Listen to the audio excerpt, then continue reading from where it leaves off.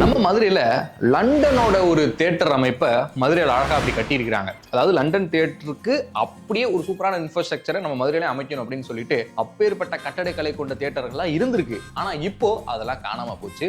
அந்த லிஸ்ட்ல நம்ம ஃபர்ஸ்ட் பார்க்க போற தியேட்டர் என்ன அப்படின்னு பாத்தீங்கன்னா நடனா, நாட்டியா, நர்த்தனா அப்படிங்கிற இந்த 3 பேர் கொண்ட மல்டி காம்ப்ளெக்ஸ் தியேட்டர். மதுரைக்கு ஃபர்ஸ்ட் வந்த ஒரு மல்டி காம்ப்ளெக்ஸ் தியேட்டர் அப்படின்னு கூட சொல்லலாம். அதாவது நம்ம தியேட்டரோட ஓனர்ஸ் யாரு அப்படின்னு எடுத்துக்கிட்டோம்னா ஒரு டாக்டர் தம்பதியினர், போஸ் அப்படின்னு சொல்லக்கூடிய ஒரு டாக்டர் தான். ஸோ அவரும் சரி அவருடைய ஒய்ஃபும் சரி டாக்டர் துறையில அவங்களுடைய பணிகளை சிறப்பாக செஞ்சுட்டு வராங்க.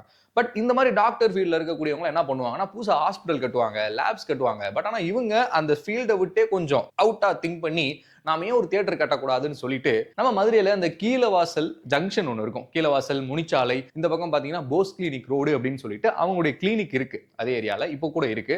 அந்த கிளினிக் ஹாஸ்பிட்டல்லாம் இருக்கு. ஸோ இந்த ஜங்ஷன்ல தான் இருந்திருக்கு நடனா, நாட்டியா, நர்த்தகி அப்படிங்கிற அந்த 3 தியேட்டர். ஸோ 1980ஸ்லேயே வந்து பாத்தீங்கன்னா இந்த மல்டி காம்ப்ளெக்ஸ் தியேட்டர் வந்து ஏன் கட்டக்கூடாதுன்னு சொல்லிட்டு பண்ணியிருக்காங்க. இந்த நடனா, நாட்டியா தியேட்டரோட ஹிஸ்டரி எடுத்துக்கிட்டோம்னா ஃபர்ஸ்ட் உங்களுக்கு வந்து 2 தளங்கள் தான் அவங்களுடைய பிளான்ல இருந்திருக்கு. ஸோ கொச்சின்ல இருந்து அதுக்கான டிசைனர்ஸ்லாம் வர சொல்லி 2 ஃப்ளோருக்கு அழகா பிளான்லாம் வச்சிட்டாங்க. ஸோ ஃபர்ஸ்ட் கீழ்த்தளம் வந்து பாத்தீங்கன்னா நமக்கு வந்து ட்ரெடிஷனலா இருக்கும், பாரம்பரிய முறைப்படி இருக்கணும் அப்படின்னு சொல்லிட்டு பாரம்பரிய முறைப்படி கீழ்த்தளத்தை வந்து கட்டியிருக்காங்க. ஸோ செகண்ட் நடுவில் இருக்கக்கூடிய இந்த தியேட்டர் வந்து பாத்தீங்கன்னா சைனாவோட கட்டடக்கலை, சைனால இருக்கக்கூடிய தியேட்டர்ஸ்ல எப்படி இருக்கோ அந்த மாதிரி பண்ணிக்கலாம் அப்படின்னு சொல்லிட்டு அந்த செகண்ட் ஃப்ளோரை சைனா கட்டடக்கலைக்கு அப்படியே அழகா அர்ப்பணிச்சிருக்காங்க. பட் இந்த 2 ஃப்ளோர் கட்டிட்டு இருக்கும் போது தான் உங்களுக்கு இன்னொரு விஷயமும் உதயமாயிருக்கு. ஏன் நம்ம 3ஆவதா ஒரு ஸ்கிரீன் 3rd ஃப்ளோர்ல வந்து ஓபன் பண்ண கூடாது அப்படின்னு சொல்லிட்டு தான் 3ஆவதா இருக்கக்கூடிய அந்த தியேட்டரை வந்து பில்ட் பண்ணிருக்காங்க. ஸோ நடனா, நாட்டியா, நர்த்தனா அப்படிங்கிற இந்த தியேட்டர் உருவான ஹிஸ்டரி இதுதான். 1980ல கட்ட ஆரம்பிச்சு 1982ல பணிகள்லாம் முடிஞ்சிருச்சு. 1982ஓட தீபாவளிக்கு நம்ம ஃபர்ஸ்ட் ஷோலாம் ஆரம்பிச்சலாம் அப்படின்னு சொல்லிட்டு அப்ப இருந்து அப்படியே புழக்கத்துக்கு மக்கள்லாம் வந்து போக ஆரம்பிச்சிருக்காங்க. 1983ல அவங்க அந்த ஸ்கிரீன்ல ரிலீஸ் பண்ண அபூர்வ சகோதரர்கள் பயங்கரமான ஹிட். 1984ல நம்ம சூப்பர் ஸ்டார் அவர்கள் நடிச்சிருந்த தம்பிக்கு எந்த ஒரு படமும் பயங்கரமான ஹிட். ஸோ அடுத்தடுத்து நம்ம மதுரையிலோட ஒரு முக்கியமான ஒரு தியேட்டர் பட்டியல்ல இந்த ஒரு நடனா, நாட்டியா, நர்த்தனா தியேட்டர் வந்து இடம்பெறுது. சோ இப்படிப்பட்ட ஒரு ஏற்றுமுகம் இந்த தியேட்டருக்கு இருக்கும்போது அடுத்தடுத்து அந்த பிசினஸ் எடுத்து நடத்துறதுக்கு ஆள் இல்ல. சோ டாக்டரால ஒரு கட்டத்துக்கு மேல டாக்டர் ப்ரொஃபஷனையும் பார்த்துக்கிட்டு தியேட்டரை வந்து மேனேஜ் பண்ண முடியல. ஸோ அவங்களுடைய பையன் கிட்ட கேட்கறாங்க. பட் அவங்களுமே என்ன ஆயிடுச்சுன்னா ஃபாரின்ல போயிட்டு அவங்களுடைய டாக்டர் ஸ்டடிஸ்லாம் பண்ணணும் அப்படிங்கிற ஒரு சுச்சுவேஷன் இருக்கனால எங்களால எடுத்து நடத்த முடியாது அப்படின்னு சொல்லிட்டு ஒரு காலகட்டம் வருது. ஸோ அதுக்கப்புறமா அந்த தியேட்டர்ல புது புது படங்கள் ரிலீஸ் ஆகுது, அப்படியே டவுன் ஆகுது.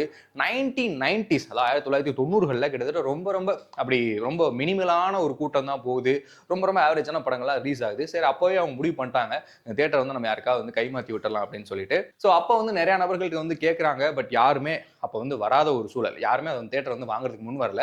பட் அப்போ நம்மளுடைய ராமராஜன் இருக்கிறாரு இல்லையா, ஸோ மக்களுடைய நாயகன் அப்படின்லாம் அவருக்கு வந்து ஒரு பேர் இருக்கு. ஸோ இப்போ கூட வந்து பார்த்தீங்கன்னா படம்லாம் வந்து நடிச்சிட்டு இருக்கிறாரு. ஸோ ரீஎன்ட்ரி கொடுக்கறதுக்காக. ஸோ அவர்கிட்ட வந்து அப்ரோச் ஆனது போகுது. நீங்கள் ரீசெண்டாக வந்து கரகாட்டக்காரன் அப்படிங்கிற ஒரு படத்தில் வந்து நடிச்சிருக்கிறீங்க, பயங்கரமான ஹிட், 2 வருஷம் தாண்டி ஓடிட்டு இருக்கு, நீங்கள் ஏன் வாங்கக்கூடாதுன்னு சொன்னாலும் அவர் நல்லா திட்டம் போட்டு பார்த்து சரி ஓகே நானும் வாங்கிக்கிறேன் அப்படின்னு சொல்லிட்டு வாங்கிட்டாப்ல. பட் வாங்கிட்டு அவராலையும் அடுத்தடுத்து அதை வந்து ரன் பண்ண முடியல. ஒரு காலகட்டத்துக்கு மேல ஒரு 5-6 வருஷத்துக்கு அப்புறம் அவராலையுமே ரன் பண்ண முடியாதனால அவர் ஒரு ரியல் எஸ்டேட் குரூப் கிட்ட கொடுக்குறாரு. ஸோ அவங்க அப்படியே கைமாறி இன்னைக்கு அந்த இடத்துல அந்த தியேட்டர் இருந்ததுக்கான ஒரு சூழலே இல்லாம போயிடுச்சு. ஸோ பார்க்கிங், ஜவுளி நிறுவனங்கள், அடுத்தடுத்து காம்ப்ளெக்ஸ்ன்னு சொல்லிட்டு அந்த நடன, நாட்டிய, நர்த்தனா தியேட்டரோடைய இருந்ததுக்கான சுவடே இல்லாம போயிடுச்சு. இதே லிஸ்ட்ல நம்ம பார்க்க போற 2வது தியேட்டர் என்ன அப்படின்னு பாத்தீங்கன்னா நெல்பேட்டையை தாண்டி அப்படியே வந்துட்டு வந்தோம்னு வச்சுக்கோங்களேன். லெஃப்ட்ல திரும்பினோம்னா புது ராஜ்மஹால் இருக்கும். தொட்டு தொடரும் பட்டு பாரம்பரியம் ராஜ்மஹால். ராஜ்மஹாலே புதுசு. ஆனா ராஜ்மஹால் இருக்கிற ஷோரூமோட ஹிஸ்டரி உங்களுக்கு தெரியுமா? கிட்டத்தட்ட 1937ல நம்ம மதுரையை சேர்ந்த ராயல் டாக்கீஸ் அப்படிங்கிற ஒரு நிறுவனம் அந்த இடத்துல வந்து ஒரு தியேட்டரை வந்து கட்டுறதுக்கான பணிகளை வந்து ஸ்டார்ட் பண்றாங்க. பட் அந்த ராயல் டாக்கீஸ் நிறுவனம் அந்த தியேட்டரை கட்டுறதுக்கு பின்னாடியும் ஒரு ஹிஸ்டரி இருந்திருக்கு. என்ன அப்படின்னா சோ சிந்தாமணி அப்படிங்கிற ஒரு படமானது ரிலீஸ் ஆகுது. நம்மளுடைய எம்.கே. தியாகராஜ பாகவதர் ஐயா இருக்கிறாங்கல்ல, ஸோ அவங்க அப்போ வந்து பயங்கரமான சூப்பர் ஸ்டார் இல்லையா, ஸோ அவங்க நடிச்ச சிந்தாமணி அப்படிங்கிற ஒரு திரைப்படத்தை நம்ம மதுரையில் இருக்கக்கூடிய சிட்டி சினிமா அப்படிங்கிற தியேட்டர்ல இந்த ராயல் குரூப் ஆஃப் நிறுவனம் வந்து வாங்கி ரிலீஸ் பண்றாங்க. அவங்க மதுரை மற்றும் அதை சுற்றி இருக்கக்கூடிய பகுதிகளில் திரைப்பட ப்ரொடக்ஷனா இருக்கட்டும், திரைப்பட டிஸ்ட்ரிபியூஷனா இருக்கட்டும், அண்ட் திரைப்பட சார்ந்த எல்லா விஷயங்களை பண்றதுக்கும் இந்த குரூப்ஸினுடைய ஒரு 4 பிரதர்ஸ் ரொம்ப சீரும் சிறப்பாக வந்து பண்ணிட்டு இருந்தாங்க. ஸோ இந்த ஒரு ப்ராஃபிட்டை எடுத்து 1939ல இந்த ராயல் டாக்கீஸை சூப்பராக கட்டி முடிக்கிறாங்க. ஸோ கட்டி முடிச்சதுக்கு அப்புறமா அந்த ராயல் டாக்கீஸ் அப்படிங்கிற பேரையே சிந்தாமணி அப்படிங்கிற ஒரு பேர்ல வந்து வச்சுறாங்க. ஏன்னா இந்த ப்ராஃபிட்டை வச்சு தானே நமக்கு இந்த படமே கிடைச்சது அப்படின்னு சொல்லிட்டு. ஸோ சிந்தாமணி அப்படிங்கிற பேர்ல தான் அந்த ஒரு சூப்பரான ஒரு தியேட்டரானது இருந்திருக்கு. அண்ட் இந்த தியேட்டரை பத்தி இன்னொரு ஹிடன் விஷயம் என்ன அப்படின்னா லண்டன்ல இருக்கக்கூடிய ஓரியன்ட் தியேட்டர்னுடைய கட்டுமானங்கள்லாம் எப்படி இருக்குமோ, அங்க இருக்கக்கூடிய இன்ஃப்ராஸ்ட்ரக்சர்லாம் எப்படி இருக்குமோ அதெல்லாம் பார்த்துட்டு வந்து அதோட இன்ஃப்ராஸ்ட்ரக்சர் எனக்கு மதுரையில் வேணும்னு சொல்லி ஒத்தக்கால நின்று கட்டியிருக்கிறாங்க. அப்போவே லண்டன்ல இருக்கக்கூடிய தியேட்டர் நம்ம மதுரையில் இருந்திருக்கு.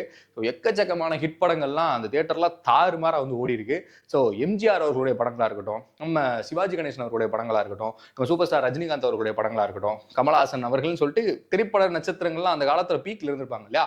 ஸோ எல்லாருடைய படமும் பயங்கரமா ஓடி இருக்கு. இந்த தியேட்டருடைய பேரு எம்.கே. தியாகராஜ பாகவதர் அவர்கள் நடிச்சிருந்த சிந்தாமணி அப்படிங்கிற ஒரு படத்தினுடைய லாபத்தின் மூலம் தான் கிடைச்சிருந்துச்சு. அதுலயும் எம்.கே. தியாகராஜ பாகவதர் அவர்கள் நடிச்சிருந்த ஹரிதாஸ் அப்படிங்கிற படம் கிட்டத்தட்ட 770 நாட்கள் இந்த தியேட்டர்ல வந்து பயங்கரமா ஓடி இருக்கு. ஸோ இப்படியே பயங்கரமான ஒரு ஏறுமுகத்தில் இருந்த தியேட்டர் 2005 சரிவை சந்திக்க ஆரம்பிக்குது.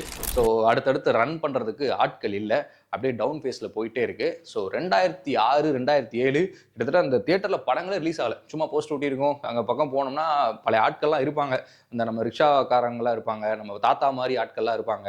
ஸோ யாரெல்லாம் அந்த காலகட்டத்தில் திரைப்படத்தை பார்த்து சிலுத்து போய் சில்லறை வீசிக்கிட்டு இருந்தாங்களோ அவங்களுக்குள்ள பெரிய ஏக்கமாக பார்ப்பாங்க, எப்படி இருந்த தியேட்டர் இன்னைக்கு எப்படி ஆயிடுச்சு அப்படின்னு சொல்லிட்டு. பட் 2008 டோட்டலா அந்த தியேட்டரே வந்து இந்த இடத்த இடிச்சிட்டு வேற யாருக்கா கொடுத்துடலாம் அப்படின்னு சொல்லிட்டு இருந்தப்பதான் நம்ம மதுரையில் இருக்கக்கூடிய ராஜ்மஹால் நிறுவனம் அதை வந்து அழகா அப்படி வாங்கிடுறாங்க. ஸோ வாங்கிட்டு ஃபர்ஸ்ட் இயர்லி ஸ்டேஜில் குடோன் போடுறதுக்கான பிளான் இருந்தது. பட் அவங்களுக்கு அவங்களுடைய ராஜ்மஹால் பூர்வீக கடை இருக்கு இல்லையா, ஸோ அங்கே வந்து ஸ்பேஸ் பத்தாத காரணத்தினால இந்த இடத்த தியேட்டர் இருந்ததுக்கான விஷயத்தையே மாற்றிட்டு அவங்களுடைய ஜவுளி கடையை வந்து அழகாக நடத்திட்டு இருக்கிறாங்க. ஸோ இப்படி தான் சிந்தாமணி தியேட்டருடைய ஹிஸ்ட்ரியும் மதுரையில் இருந்திருக்கு. இதே லிஸ்ட்ல நம்ம பார்க்க போகிற 3வது முக்கியமான தியேட்டர் மீனாட்சி டாக்கீஸ். ஸோ கிட்டத்தட்ட எனக்கு நல்லா ஞாபகம் இருக்கு, 2010 பொங்கலுக்கு வந்து ஒரு 2 சூப்பர் டூப்பர் படம் வந்து ரிலீஸ் ஆகுது. ஒன்று தளபதி விஜய் அவர்கள் நடிச்சிருந்த ஜில்லா, இன்னொன்று அதுக்கு டைரக்ட் காம்படிஷனா வந்த வீரம். ஸோ இந்த 2 திரைப்படங்கள் பக்கத்து தியேட்டர்ல அப்படி இறங்குது. எங்க அப்படின்னு பார்த்தீங்கன்னா, ஒன்று தெற்கு வாசலுக்கு அப்படியே பின்னாடி இருக்கக்கூடிய அமிர்தம் தியேட்டர்ல ஜில்லாவும், அதே தெற்கு வாசல்ல இந்த பக்கம் இருக்கக்கூடிய அந்த இடத்துல தான் மீனாட்சி தியேட்டர் இருக்கு, அங்க வந்து வீரமும் ரிலீஸ் ஆகுது. பயங்கரமான கிராண்ட் செலிப்ரேஷன். அதெல்லாம் நான் போய் வேடிக்கை பார்த்துட்டு இருக்கேன். அப்புறம் வந்து 10th படிச்சுட்டு இருக்கேன். ஸோ பார்த்துட்டு இருந்த ஒரு காலகட்டம். இப்போ அந்த இடத்துல அந்த தியேட்டர் மட்டும் தான் இருக்கே தவிர்த்து எந்த படங்களும் ஓடலை. ஸோ இந்த மீனாட்சி தியேட்டரோட ஹிஸ்ட்ரி என்ன அப்படின்னு பார்த்தீங்கன்னா, 1945 வந்து அழகாக கட்டியிருக்காங்க. ஸோ எம்ஜிஆர் அவர்களுடைய திரைப்படங்களாக இருக்கட்டும், சிவாஜி கணேசன் அவர்களுடைய திரைப்படங்களாக இருக்கட்டும், பயங்கரமா கிராண்டா அப்படி சக்சஸ் கொடுத்த நிறைய திரைப்படங்கள் அந்த தியேட்டர்ல வந்து ஓடி இருந்திருக்கு. ஸோ 1972 வந்து பார்த்தீங்கன்னா எம்ஜிஆர் அவர்கள் இருந்த கட்சியை விட்டு விலகி தனியாக ஒரு கட்சியை வந்து ஸ்டார்ட் பண்றாரு. ஸோ அந்த காலகட்டத்தில் 1972 அவர் கட்சி ஆரம்பிச்சதுக்கு அப்புறமா அவருடைய சொந்த தயாரிப்புல அவர் நடிச்ச திரைப்படம் தான் உலகம் சுற்றும் வாலிபன். அந்த திரைப்படத்தை மீனாட்சி டாக்கீஸ்ல ரிலீஸ் பண்றதுக்கான ப்ராசஸ் எல்லாம் நடந்துட்டு இருக்கு. ஆனா அப்ப நம்ம மதுரையில இருந்த மேயர் அவர்கள் இல்ல இந்த திரைப்படத்தை வந்து ரிலீஸ் பண்ண கூடாது அப்படின்னு சொல்லிட்டு பல முட்டுக்கட்டைகள் போடுறாங்க. பட் இதெல்லாம் தகர்த்து எரிஞ்சிட்டு அந்த திரைப்படத்தை ரிலீஸ் பண்ணிட்டாங்க மீனாட்சி டாக்கீஸ் போராடி. ஸோ பயங்கரமான ஹிட். கிட்டத்தட்ட 1.5 வருஷத்துக்கு மேல அந்த படம் வந்து அந்த தியேட்டர்ல இருந்து பல லாபங்கள் வந்து அள்ளி குமிச்சிருக்கு.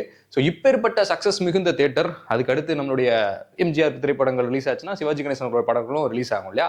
அதுக்கப்புறமா நம்ம திரைத்துறையினுடைய all super stars and all ஏஜ்ல இருக்கக்கூடிய எல்லா காலகட்டத்தில் இருந்த ஸ்டார்ஸோட படமும் ரிலீஸ் ஆயிருக்கு. பட் ஆனால் இப்போ அந்த தியேட்டருடைய நிலவரம் அப்படின்னு பார்த்தோம்னா இழுத்து மூடி இருக்கிறாங்க. இதே மாதிரியே நம்ம மதுரையில் எக்கச்சக்கமான தியேட்டர்ஸ், அதாவது சினிமாவை கொண்டாடக்கூடிய மதுரை மாநகரில் எக்கச்சக்கமான தியேட்டர்ஸுடைய நிலைமை கேள்விக்குறியா இருந்திருக்கு. பல இடங்கள்ல தியேட்டர்லாம் அழிச்சிட்டு நிறைய விஷயங்கள் வந்து பண்ணியிருக்காங்க. ஸோ நீங்க உங்க பகுதிகளில் இதே மாதிரி ஒரு தியேட்டர் இருந்துச்சுப்பா, ஆனால் இப்போ அந்த சுவடே இல்லாமல் ஷாப்பிங் காம்ப்ளெக்ஸ் வந்துருச்சு, ஜவுளி கடை வந்துருச்சு, நான் தான் அந்த அபார்ட்மெண்ட்டில் குடியிருக்கிறேன் அப்படிங்கிற ஒரு சூழ்நிலையில் இருந்தாலும் தாராளமாக கீழே வந்து கமெண்ட் பாக்ஸ் வந்து ஷேர் பண்ணுங்க. ஸோ மதுரையினுடைய மகத்துவமான விஷயங்களை எடுத்து ஹிஸ்ட்ரியா அப்படி ரிவைண்ட் பண்ணி உங்ககிட்ட கொடுக்கறதுக்கு நான் ரெடியா இருக்கிறேன். ஸோ நம்மளுடைய லைட்ஸ் வைப் சேனலும் ரெடியா இருக்கு. ஸோ மறக்காம சப்ஸ்கிரைப் பண்ணிக்கங்க. இதே மாதிரி மதுரையை சார்ந்த ஒரு டக்கரான வீடியோ உங்களை சந்திக்க வரைக்கும் கூட்டிட்டு கிளம்பிக்கிறேன். நான் உங்கள் Surya. Bye bye, take care.